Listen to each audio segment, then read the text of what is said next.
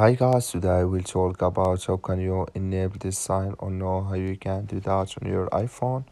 So you just follow this ways, then it's going to work with you. All you have to do in first, you just click on settings here. So then it's going to take you to your settings. It's going to show for you like this. So then you go down, just keep going down here. So then you click here on Face ID and passcode. You just click on it. You come to next step here. It's going to show for you like this. Then you go down. You just keep going down here.